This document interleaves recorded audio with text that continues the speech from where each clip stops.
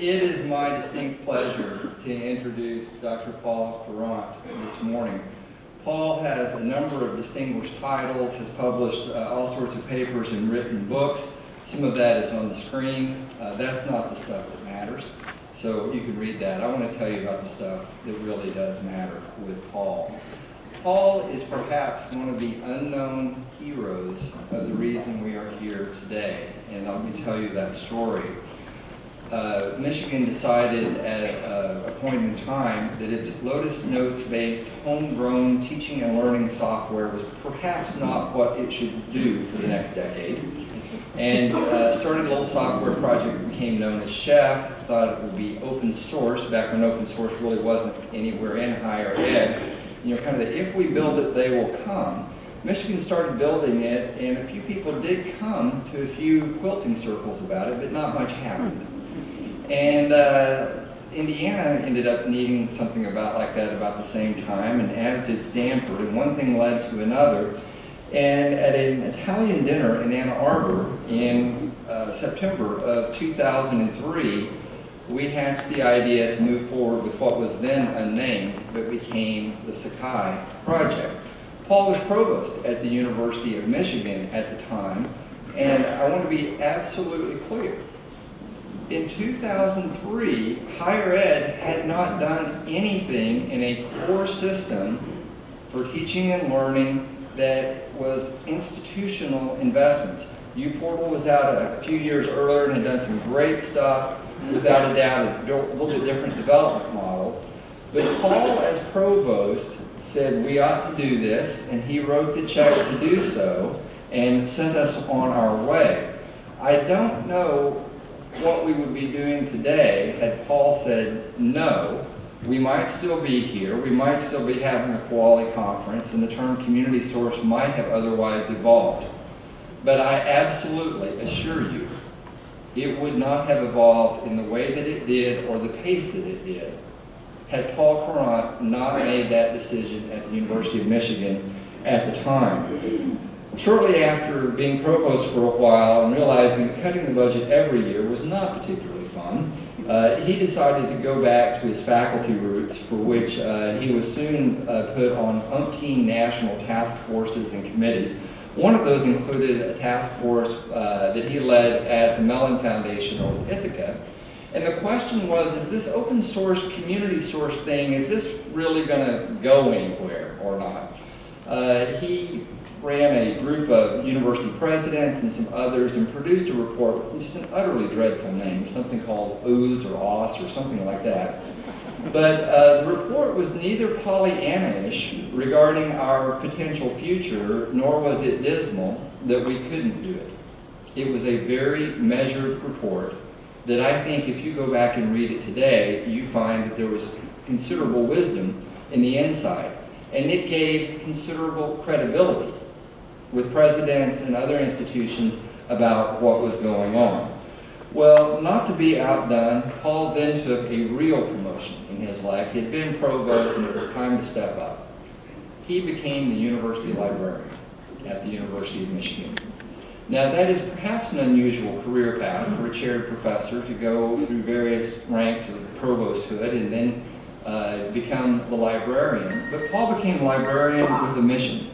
While he was provost, Michigan surprised the world one day as one of the original Google 5, and they had done the deal with Google to digitize all 10 million plus books at the University of Michigan. It was an announcement that, without exaggeration, changed the world. Since then, Google has jumped in and is working with a lot of other institutions, and there's been a whole lot to figure out from that time. But today, we have millions of, well, Paul was talking about HathiTrust, I'm sure, but there are people all around the world who have access to digital content of full books because of the courage that Michigan had in doing that deal with Google. So they started digitizing these books, and they were blowing through at 25,000 books a week being digitized, taking a high-res TIFF image of every page, and OCR character recognition. You know what? That actually creates a lot of large files. And pretty soon, from a storage perspective, it could eat you out of house and home. So Google was moving on to do this with some other institutions as well, and it seemed prudent that there ought to be a big digital bucket somewhere where we could all put that content together. And there were long and extended conversations with a number of the library colleagues in the CIC in the Big Ten about how to do it and such. And I will always remember a day that I had a phone call with Paul Courant. I was changing planes in the airport at Chicago, and Paul called me and he said, Brad, we got to do something different here. This is just not running at the pace it needs to do. He says, I've gathered up my pennies and nickels and dimes, and I can come up with about $500,000 a year. If Indiana can come up with 300 or 350,000 a year, he said, we ought to just do it. Build the big digital bucket. We will bring the other universities in with doors wide open to become members. We'll be the operators of it. We'll get it launched, and we'll figure out the details later. So on my car ride home from Indianapolis Airport, I called my good friend, the librarian Pat Steele, who I think is here somewhere, and said, Pat, I think we have an opportunity of a lifetime, if we can take advantage of it in the lifetime of the opportunity. I need you to come up with 150K by tomorrow morning on the base budget. So we both slept on it. I called General Counsel in the morning, and I believe about noon the next day, I called Pat back and said, yeah, we're in. Or called Paul back and said, yes, we are in.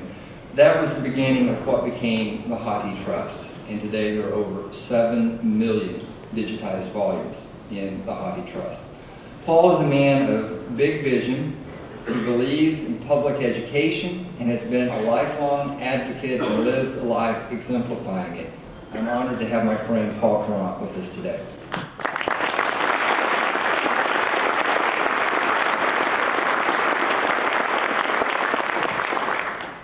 Now what am I supposed to do? That was awfully nice, Brad. You know, encompassed the sum total of everything I know about open source software, so those parts of my notes are now gone. You know, Brad, as you know, in addition to talking about the big digital bucket, was also the inventor of the not yet quite running big digital machine. And I think it has something to do, I think of him now as the sort of big digital wheeler, you know, sort of Brad. Anyway. So there's a particular genre of talk that one is called to give after all of one's hair has turned gray and some of it has turned elsewhere, which is this kind of talk, in which one gets to speak to an audience of people with enormous expertise in areas that the speaker knows almost nothing about. And I've often wondered why this genre of talk exists. I think it's because of the sort of notions of propriety that come with being part of the university world, right? In other sectors of the economy, they'd simply bring up the dancing bears or the dancing somebody else's and have entertainment. Here, you bring a defunct provost who's also a librarian up and see if you can get entertainment. And that seems like a lot to ask, and it is, but I'll do the best I can. Some of you probably made the mistake of looking at the original abstract for this talk, which said it was about open source software, but I had this epiphany and decided, what am I doing talking to these people about open source software? I think I'll talk about something I know something about. They know about it too, at least I know a little bit about it. And software will sneak in. But it's now about publicness and openness and the business and pleasure of higher education, which is where I think most of us make our living. What's this machine doing? That's okay. Okay. So here's what's going to happen. I'm going to talk about, oh yeah, I noticed that the tagline of this meeting is from theory to practice. I'm going to do theory. You know, practice is really important and I'm all for it. But I want to, you know, since I can't do practice with y'all, because you actually know what you're doing and I mostly don't, I have to go back and do what college professors do and do theory. Although there may be some other stuff snuck in there as well. So I want to talk a little bit about the pure theory of public goods, because that's actually the organizing principle of all of the work that I think we do. I want to talk about why colleges and universities matter, because even though we all know why, we forget sometimes. And a little bit about how they work from an economic perspective. Then a couple of stories about that horribly named Goose and open source software and the How Do You Trust, and then I'm going to admonish you to save the world, which I think is not unreasonable. So here's the basic message, or one of the two basic messages. Actually, I think, has a lot to say with how Koali Foundation was organized, and How Do You Trust and a number of other entities. And in the university context, what I think it means is that we ought to be as businesslike as we can be. There are lots of good reasons for us to be as businesslike as we can be. In fact, there are some contexts, especially dealing with certain vendors, in which we ought to be as ruthless as you can imagine the mafia being. If only we knew how. But I do think that we should recognize that being on the side of the angels doesn't mean acting angelically at all times. Brad, you okay with that? Yeah, I thought you were. Okay. So it's fun to have equations. This just makes me, this is part of the union card for economists, right? If I'm going to give a talk and I don't have equations, then somebody might actually come in and remove me forcibly from the stage and start writing equations on the blackboard. And you don't want that to happen, so I'm going to get most of my equations out of the way early. This is an extremely simple idea. You'll recognize this as indicating that the marginal rate of substitution equals the marginal rate of transformation when goods are being allocated efficiently, right? Everybody remembers that. That's good. Okay. So the first one, the equation on top, says that for most goods, right, for glasses of cranberry juice, for apples that you chew on, for apples that you run software off of, the basic rule is if society is organized well, the cost of turning those into other stuff, the jollies you get, your own margin when you think, gee, I want a little bit more milk versus a little bit more money, is the same as the social cost of producing a little bit more milk versus something else that might be produced. And so for private goods, this is the rule, some of you will remember this one, price equals marginal cost, right? That's the basic idea. If it actually costs 39 cents to make something, then 39 cents I ought to be willing to give up 39 cents worth of other stuff to buy it, and that ought to be the price, and that's a condition for an efficient world. If it weren't true, if I was paying 39 cents for it but only cost 29 cents to make, then you can make me better off, and you can improve general social welfare by letting me buy more of it at that lower price, and actually there's still enough left over to pay off the producer. Okay, well, a little bit over. The bottom equation says for some kinds of goods, what you do is you sum all of those little chunks of marginal utility, because everybody gets to eat the same amount, right? And that is very much true of the things that economists call public goods. There's nothing necessarily good about public goods, by the way, but there is something necessarily public about them. So we all, for example, get to consume the same temperature in this room. Some of us might like it to be a little higher. Some of us might like it to be a little bit lower. We will have it right when adding up all of our willingness to transform the temperature in the room into something else is just what it would cost to change it. It may be that we won't all agree on things, so some of these terms might be negative. As well as positive for thinking about an increase in temperature. But the classic public good is actually, whoops, back there. It's the idea, right? So ideas are magical. in many regards.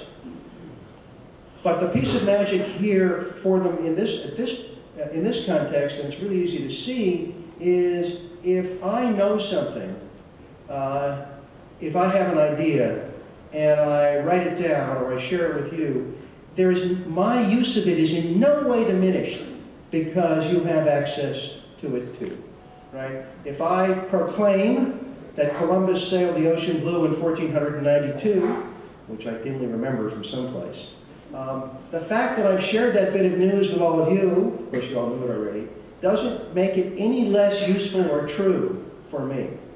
Ideas are pure, the purest kind of public goods, and if we add up, if we want to think about how many of them we ought to produce in society, well, we ought to keep producing, we ought to take into account everybody who may benefit from the idea and what their total benefit might be. And if we ask ourselves, in the marketplace, how much should we charge for access to an idea? Well, what's the cost of producing, of making this idea available to somebody else? Nothing, right? We already have it. I guess we have to speak it, but hey, speaking ideas is fun. Remember chanting the times tables when you were a kid? That was really cool. So you can tell that fairly nerdy people go into this line of work, which is good too.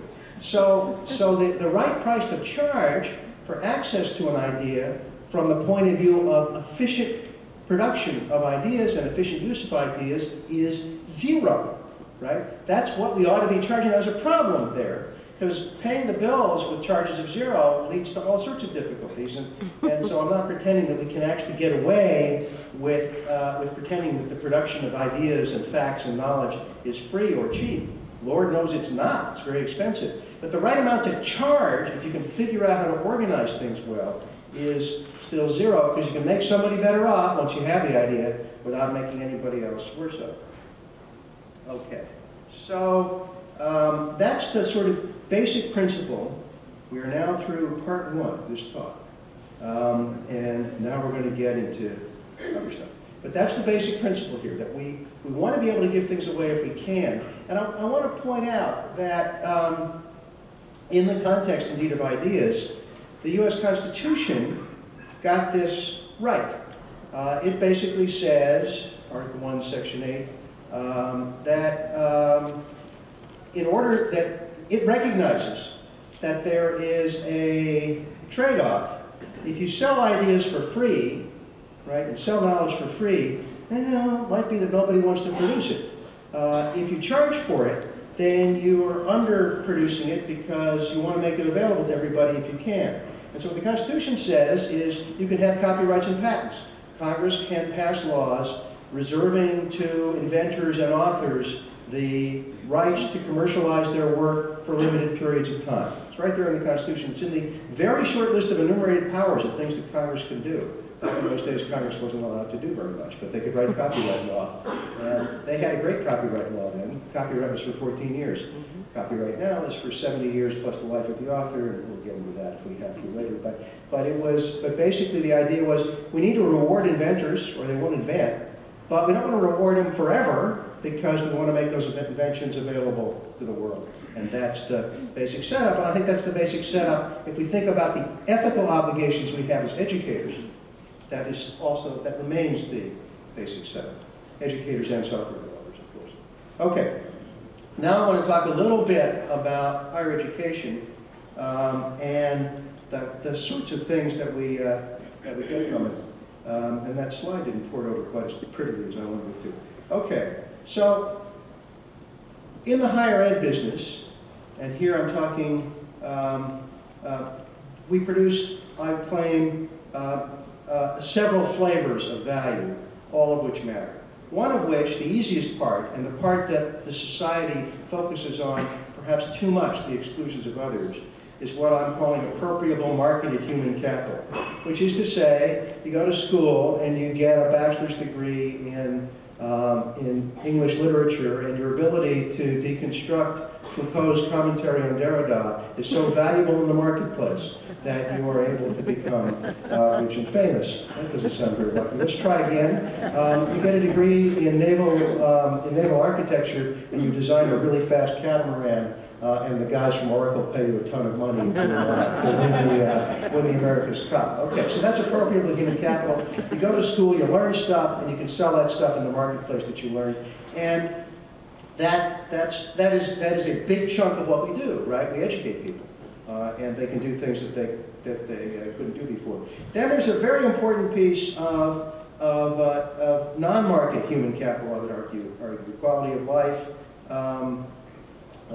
Basically, the world of ideas, the life of the mind, the ability to appreciate, to stitch together pieces of literature and art as you contemplate the world. All of the improvements, the fact that the world's just more fun if you have something in education and you can see how things fit together. That's valuable too. That may yet also be appropriable. What I mean by appropriable here is the person who gets it actually gets most of it. May spin off some other stuff to the rest of the world, but mostly, if you learn how to appreciate works of art, you're going to get most of the jollies out of appreciating those works of art. Now here, the next one, basic research, clearly has a public good component, right? Because the idea behind basic research is that it's being done in order to find out stuff that then may or may not be useful elsewhere. But as we all know, it often is. So there is a public good component, and it makes sense to be producing more of it than you can get paid for. Whereas if everybody had enough money to go to college and make rational decisions about it, it might not make sense to give people price breaks on tuition, which is the point of the first part. Now, I'm going to get a little bit into financial aid issues in a moment.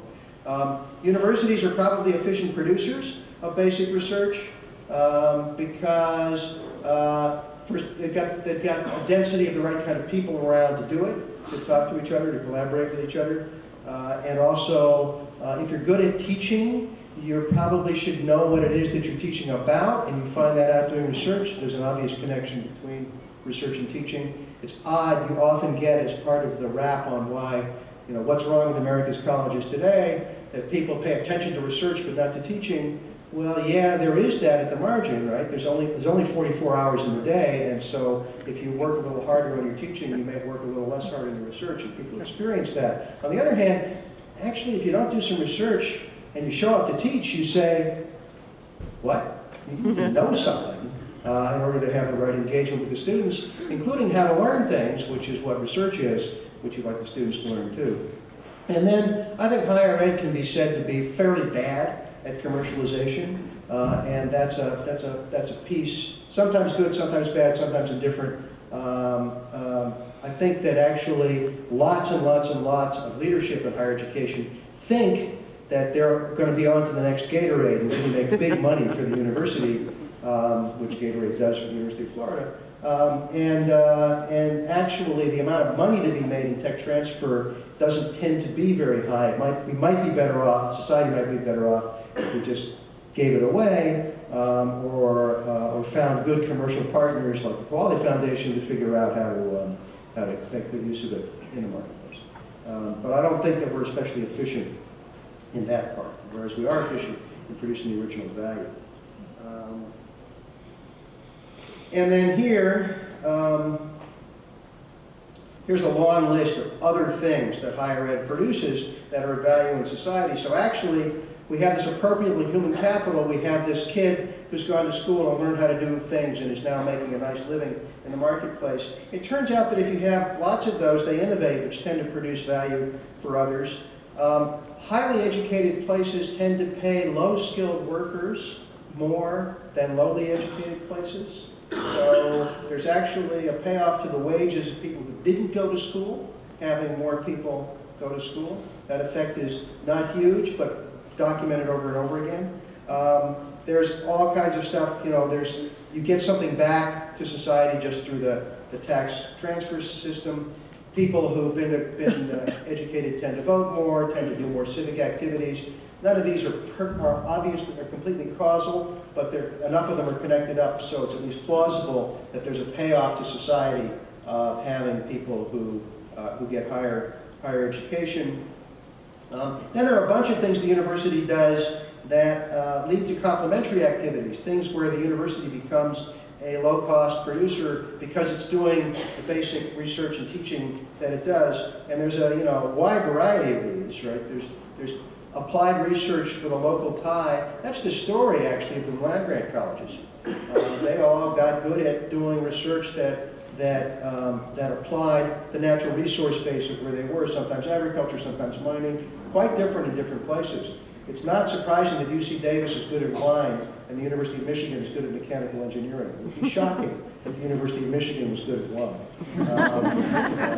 Unless we imported it from California. There's, football, and I distinguish football and athletics in the Big Ten. That's an important distinction. Football is more than athletics. And then universities tend to have art museums and libraries and fun places to be around. University towns are nice places to live. People come to them, right? They're destinations. They're where you go on Thursday night. They're where you go on Saturday morning. There's a museum with a dinosaur, right? And so on a rainy Saturday, you can plop your kids in front of the dinosaur and get through the day. And the kid actually learns something about dinosaurs, which is kind of cool. Universities tend to do those things because they have other reasons for having that production capacity. They do some of that production anyhow, and then the marginal cost of giving those things away is fairly low. We are much richer culturally for having universities. And I've often said that the reason that the University of Michigan has a great music school, and I think the same thing might apply to Indiana University, is because you couldn't get math professors to come to those cow towns, right? Unless there was somebody who could play string quartets. So you had to hire in the music school too, and that turned out to be good for you. And then there's this is actually an inspiring line, I think. This is the Northwest Territories Ordinance this is before the Constitution. It's that Northwest Territories Ordinance, the old one. Religion, morality, and knowledge being necessary to good government and the happiness of mankind, schools and the means of education shall forever be encouraged. So that's a summary argument of the things I've just said. Right? If we want people to be productive and happy and engaged and good citizens, right? If we want them to be moral and religious, which we would never say in quite that way now, but you were allowed to say that in public in 1783, then we want to have the means of education, and we want them forever. So in fact, the grant here was a grant of land, which was a later land grant as well. And then Harold Shapiro, who was the namesake of my professorship, who was president of Michigan and at Princeton, made this remark that we are a responsive servant and also a thoughtful critic. Now, selling thoughtful criticism in the world right now as being a reason for existence can be a little bit iffy. But it's the core of our business, is that we are in a place where you can in fact argue with authority in a very vigorous way. You can have senior professors at MIT writing screeds about work that they think is not well done at Lincoln Labs, right? If you were at General Motors or General Electric and you started writing, and you were a senior scientist, and you started writing public articles about how you thought the research that was going on there was wrong, right? It would be like one of those moments in a movie where two big guys show up with a box and say, we're going to empty out your desk now, and you're going to be on the street in 4 minutes, right? We don't do that in universities. We don't always love it when this stuff goes on, but we actually let the conversation play out. It often plays out vigorously, and because we can be critical of everything, we can do constructive as well as sometimes non-constructive criticism, but we believe that the scholarly method will sort out which criticisms are warranted and which are not. So universities are good things. This slide, which I'm not going to spend any time on, indicates that you are much more likely to get good higher education for any level of ability if you are richer. That's bad news. And that makes an argument for doing something to subsidize higher education, at least for people who otherwise couldn't afford it. So remember I said before, the appropriable human capital part would work pretty well in the marketplace. Well, it does if you are able to have access to the higher ed independent of your own background level of income. But in fact, people don't have that access independent. So it makes a lot of sense to make sure that the place is prudently run, so it's as inexpensive as possible.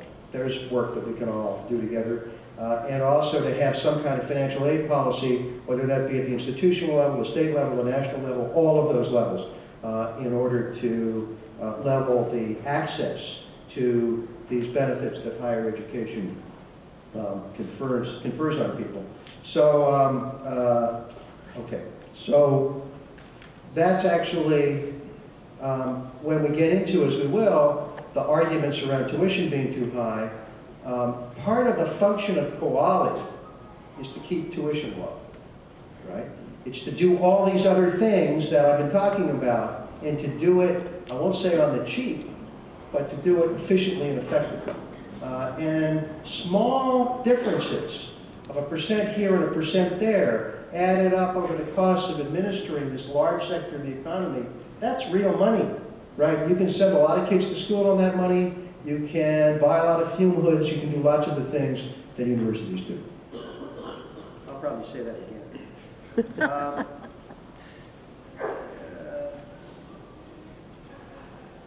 The last bullet is actually something to think about, although not part of the author's message here, which is, we like to think that higher education is a leveler, that it provides an opportunity for that kid who comes from a poor background to, you know, the first generation in the family to go to college and then go on and do well. And that story is a great story. It's a true story written millions of times over, no doubt about it.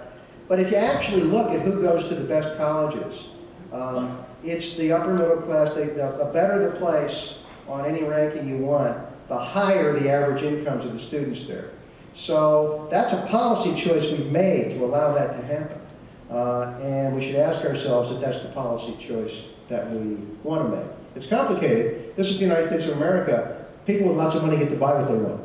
And that's not something that we're about to get rid of. But the question is, how well can we do at this process that really uses higher education as new opportunity, rather than, as well as providing opportunity for people who are in a pretty good position to take advantage of it already.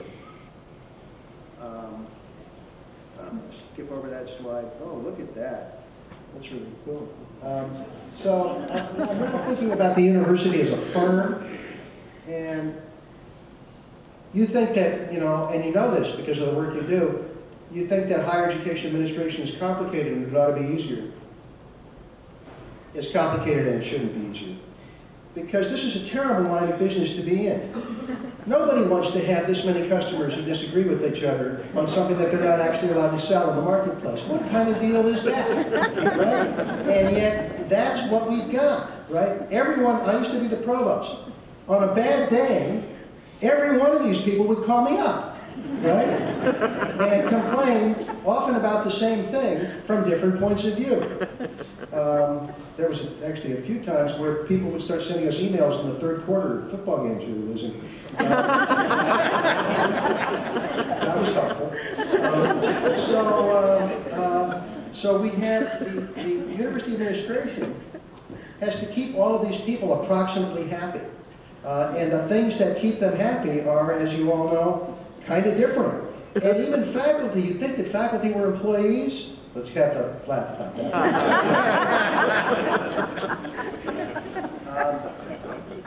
So you might think of the university as a sort of well-behaved multi-product firm. Well, it's not. We charge the same tuition to physics majors and communications majors, right? Physics majors are actually really expensive. First of all, there aren't very many of them, so the faculty-student ratio is approximately 1. You're paying somebody $140,000 a year to take care of this student. And second, they're using all of this expensive lab equipment. And whereas communication studies majors, God, I'm on tape, this is bad, they were in big classes, and they pay exactly the same tuition. So a profit-maximizing multi-product firm would probably not use as its pricing strategy, let's charge people the same for every product that we produce, even though the cost structure is different and the demand structure is different. Probably not. We charge less than the market clearing price. We charge less than the market clearing price. Right? So this is selective institutions. Right? There are lots of people who'd like to come to the University of Michigan and would like to go to Oberlin and would like to go to Indiana University. And if they could slip you a few grand under the table, right, they'd cheerfully do it in order to be able to get there. No, no, say we.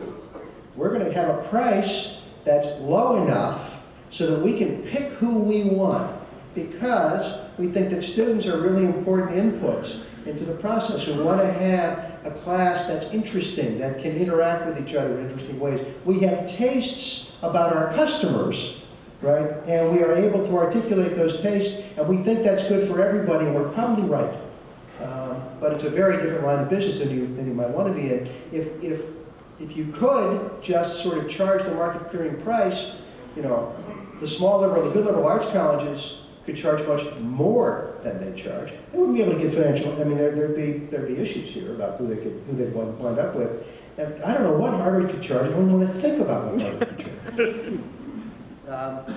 So we have a value on diversity, and then we also we are often state supported, sort of. And sometimes state supported quite well. I'm in California here. I know you've had no trouble with state support here. We also choose our sponsored projects. We respond to the marketplace, but we also have choice in what we'll respond to. And tech transfer is often not entirely profit-oriented, but oriented as a way of getting things out. These are all ways in which the institution chooses to be not so business-like on the product side, making it even more important to be really business-like on the administration side and the operations side. Okay. I'm just going to skip a few slides because I'm doing what I always do, which is running out of time. And I have 3 more talks to give yet before this talk is over. So, unfortunately, these slides are moving very slowly. These are all cool things we do that don't make money. But we do care about money because we can't do them without it. That second bullet on this slide, the ambitions of a good faculty are limitless, so choices must be made, is a crucial piece. So we have a non-market economy within the university. We're not going to allocate what we do by figuring out what gets paid best. So we're going to have to make real choices amongst a long list, and this is the frustrating part of academic administration. Those people who come to you every day and want something, most of what they want is pretty cool, right? And you can't do a lot. And so you need a mechanism for making choices that you believe in about that, which, now to turn it back to Koali, means you need really good data on what's going on as part of that mechanism. And then here's my tagline often about universities: be as businesslike as we can be, which is often not very. But again, in the administration side, it can be very businesslike indeed. So I have executive education at one end of being businesslike. Those guys market their product exactly like they teach people how to market their products, right? They've got it. And that's a profitable enterprise when it's profitable, and when there's a recession, just like actually real live business in that regard. And then there's the classics department, burbling along, teaching Greek. And the demand for Greek goes up and down, and the classics department is actually really good at doing a lot of teaching and translation in order to help pay the bills. That's very smart of them.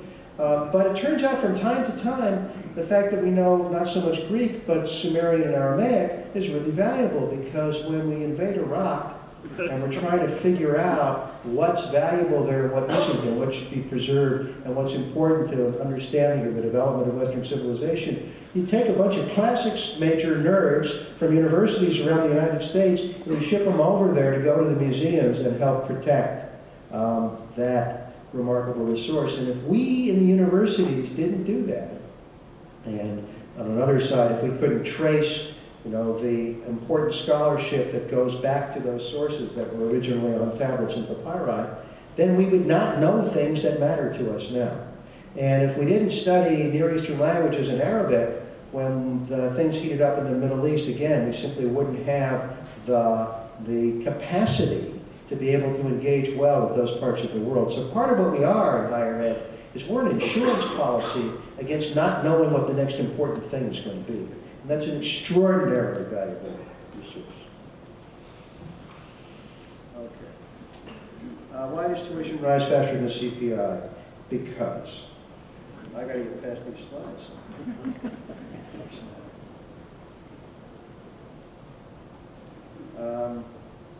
Yeah. The one quick combination I want to throw in here, I'm not going to talk about Baumol's disease, which is terrible for him to say. There's a guy named Baumol. He actually doesn't have that disease, he identified it. But we are conservatories. So when hip hop comes along, the music school doesn't stop doing Baroque, right? When new technologies, when new literature comes along, we don't stop doing old literature.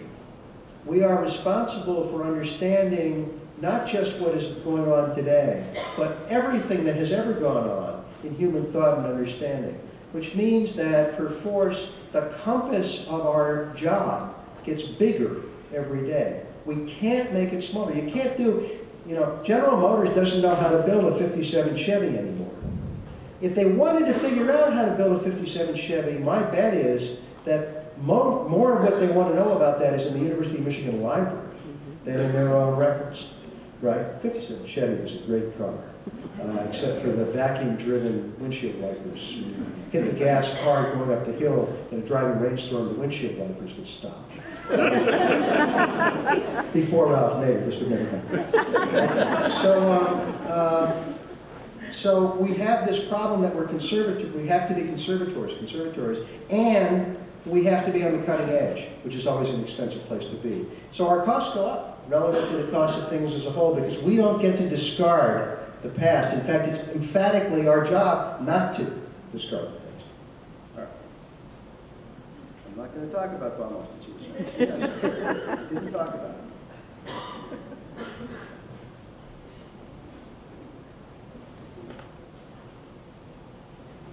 So we publish, and this is a case where my friend, the big digital Wheeler, points out that we have organized this industry so that other people get to make money publishing the things that we produce, even though publishing is a part of scholarship and allows us to engage in this public good aspect I talked about before, to get those ideas out there into the world. So our job is to publish or perish. That's actually not merely a piece of sadism on the part of deans and provosts and department chairs, although, take your joy, your pleasure where you can. It's actually a moral imperative. If you have an idea that's important, that's worth talking about, then you should publish it. And you should figure out how to get it out to the world, which the current system does imperfectly. That would be a segue into a speech about libraries that I'll spare you. Okay. I'm going to run through, these are all pretty pictures of cool things we're doing. Right, we deliver, this is another way of saying the great things higher ed does for people. Now I'm going to stop. So a little bit about tuition. If I can find it. Tuition's a real problem. When I first wrote this slide, I was giving a talk about the economics of universities. And at that time, the downward pressure on tuition was much less than it is now. People didn't like paying a lot of tuition, but actually most people thought they were getting a good deal, at least at in-state prices. And in fact, the last couple of budgets I did as provost, I got nice editorials from the Michigan Daily saying they raised tuition 5%, but it's really okay because it's a great place. And they make sure that people with lower incomes can still get in. That's not the editorial they're writing anymore. The other thing that's funny about this slide is that the tuition, the relationship between tuition and state appropriations. So the UM state appropriation is now a little bit less than a fifth of the general fund of the university. It was 2/3 in 1970. And when I first used this slide, it was 35%. That was only 10 years ago. So basically, there's this downward trend in what the states are doing for universities. That is a lot of the story about tuition. On the other hand, there is going to, and it's still the case that you could sell more slots if you open them up to the highest bidder. In that sense, tuition is still below the market clearing price. But we're getting a lot of pressure. Senator Grassley has been the leader on this. Some of it, I have to admit, I think is not inappropriate. To say, okay, you charge a lot of tuition, you give this education that's really important to our citizens. Let's be really sure that you're not doing other things with that money, or you don't have other revenue sources that could contribute to the public and perhaps lower tuition. That's not an unreasonable thing, actually, for a steward of the public purse to be asserting. The tax treatment of donations to football seat licenses is, I have to say, as a public finance economist, interesting. As the former provost of the University of Michigan, I have to say it's superb public policy. Okay. I'm going to skip past budgeting, as distinct from finance. But here we get into your world. Administrative systems, which we need in order to operate efficiently. Taking way too much time. We always have the choice. Do we build it? And God, we love to tinker with things, right? I mean, the developers, Brad told a little parable about Lotus Notes. That was because, we had a couple of folks in the media union who wanted to build this thing, and Lotus Notes is what was handy, and they couldn't resist. So we often build, although we often build on platforms that turn out to not be scalable, which is a problem. Nobody understands us. And you know what? That's true.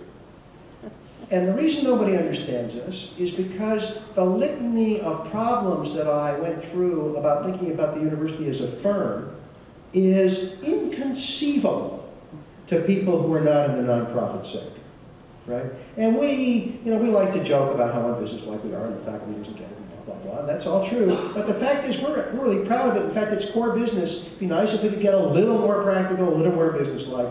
But we value that diversity of customers, if you want to call them that, and of activities that we engage in. And when we went to PeopleSoft in Michigan 10, 12 years ago, we started working with PeopleSoft HR. I began to break out. I said PeopleSoft HR. We realized they couldn't handle people being appointed from more than one funding source under more than one title. Oh, they never heard of such a thing, right? Because actually in the corporate sector, why on earth would you do that? But in the university, we do it all the time. We got people being paid a chunk on a grant here, appointed on a tenure line there, on leave to a non-tenure line in a research institute over here, funded by a gift from somebody over there, and we actually have to keep track of all that stuff, partly because we want to run the place well, partly because we don't want to go to jail. And nobody gets that but us.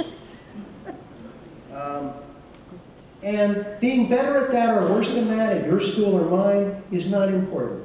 We have to be good enough at it everywhere. Being real good at it would be really good. But actually, I've never heard a faculty member once say, I went to the University of California from Michigan because the Research Administration Finance Group is stronger.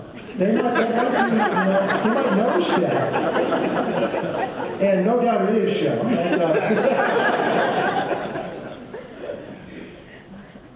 And we have to, whatever our processes are, they have to be transparent and legitimate for our key users, which is to say faculty and students. That's a lot harder too, actually. In the corporate sector, your processes don't have to be so transparent sometimes. You just have to be, show up at the personnel office at 6:30 a.m. and if your last name begins with L, go into that line. Brad, how am I going for time? Okay. 10 more minutes? 5? 10. 5, 10. He puts up one hand and says 10. No, just administrators. Okay, let me talk briefly about open source and OOS, which really was a terrible name. I'm a great believer in giving things bad names. On the hope that someone will come up with something better.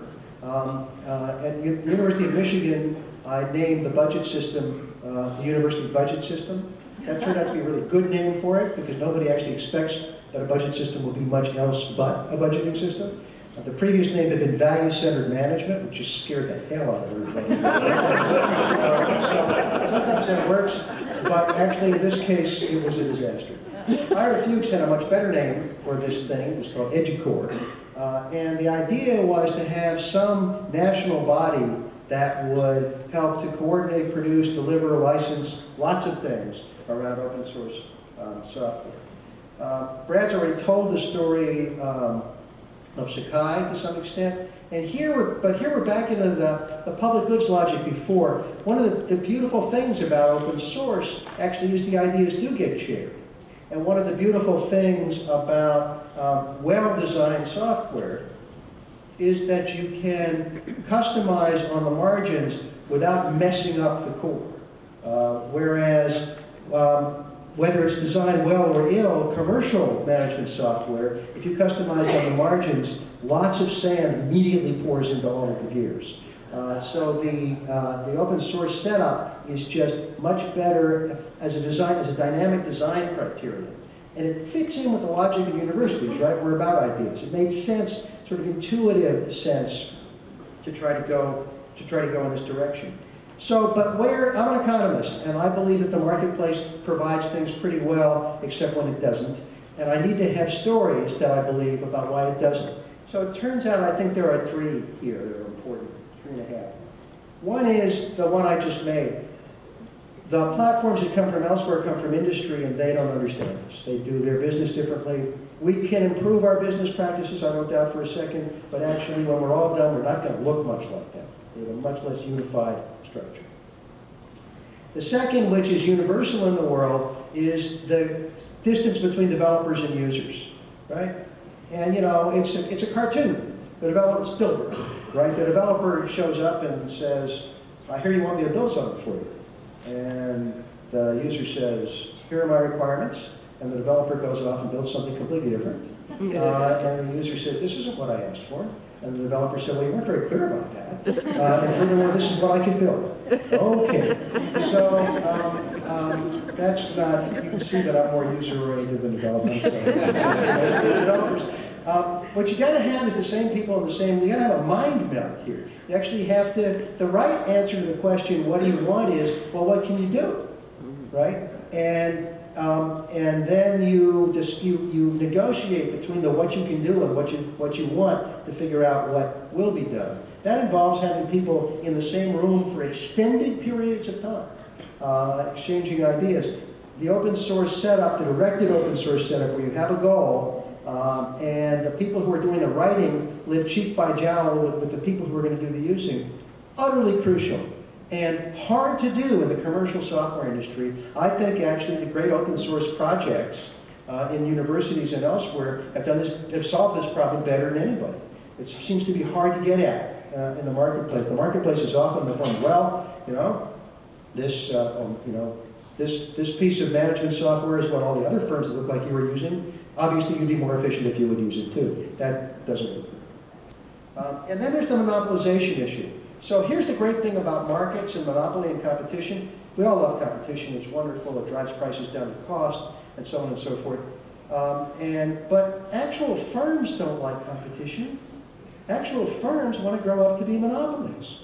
right? You make a lot of money as a monopoly, and if you're a firm, your responsibility is to your stockholders, not to your, I mean, you might like your customers, you might actually like them. And you might think it's good business practice to pretend you like them, whether you like them or not. It probably is good business practice to act as if you like them. But what you want to do is you want to become the dominant thing in that market, and that enables you to jack up the price a little bit, or maybe a lot. So in this marketplace, where higher ed is relatively small and somewhat fragmented, there's the danger of monopoly, and you watch firms becoming monopolists. So when Oracle acquires PeopleSoft, right, I break up in another set of pies. And when Blackboard goes around acquiring various different course management companies, again, that's scary. In our world, in the open source world, we do two things against that monopoly power. One is we're a direct alternative producer, and thereby affect what they can charge for their products. And second, even when we nail it, we don't act that way, right? Even when we nail it, we don't act that way. We let lots of other companies in, our Smart and others, to help manage the software. That's all good. But anybody who wants to come into that can't. They don't have special deals. And so that marketplace, we create a source of competition in a marketplace where the risk of monopolization and untoward consequences from it are very high. So those are all good reasons. And then there were IP problems, which actually we made a lot of progress on since then. So in 2006, this was the list of things that we put down as being desirable from an EduCore-like structure. Software that was longer lived. Yeah, actually I think people are doing, I think we made some progress on that. A richer product space, thanks to you. Yep. High interoperability. Yes-ish, although the demand for it keeps going up too, so you'll have to tell me whether we're really making progress there. Easy, cheap upgrades turned out to be, that was one of the promises of the open source movement, and that's worked out, I think, fairly well. Customer-controlled products. Academic and technical leadership as one, with their minds melded, singing Kumbaya as they march off into the sunset. Sometimes. Template, legal problems on a template solved, pretty much. And low risk for open source, at least in the minds of CFOs, some. So that was the high-end list. And we thought we needed an organization to do it. And it turns out that the evolution in the open source marketplace, largely, I think, due to people in this room, has gotten us most of the way there. It leads me to ask the question, gee, has Koali become, or should it become, Boost?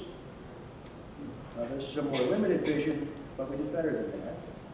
But at least we attenuated private monopoly power. That's the one that always scared me.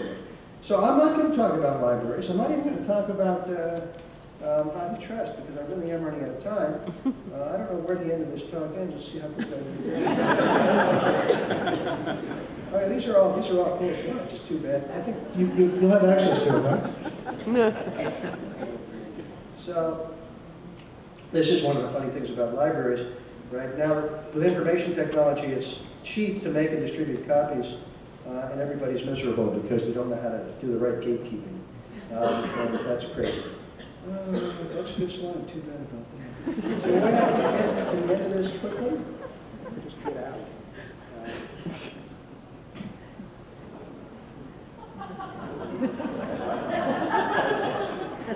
What happened? We're just wondering how many talks we're missing out on. You get what you pay for. What can I tell you?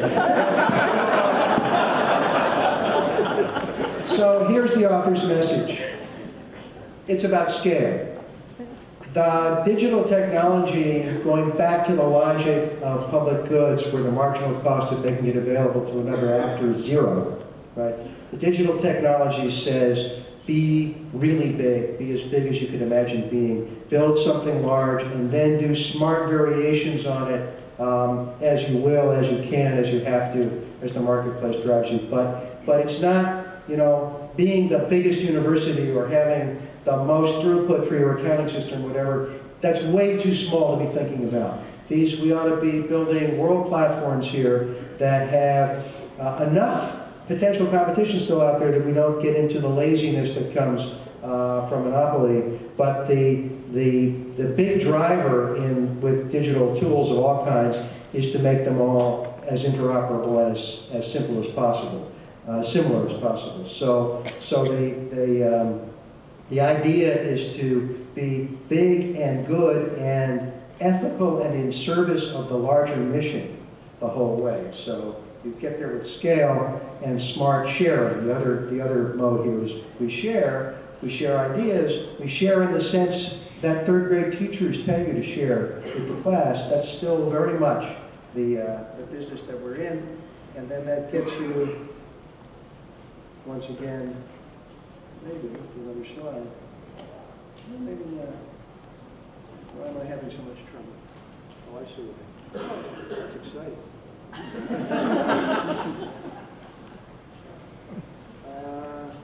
Once again, it's all about organization, the triumph of good over evil, be well organized, you know, be at scale, work together, and you really can save the world, and that's what I have to say.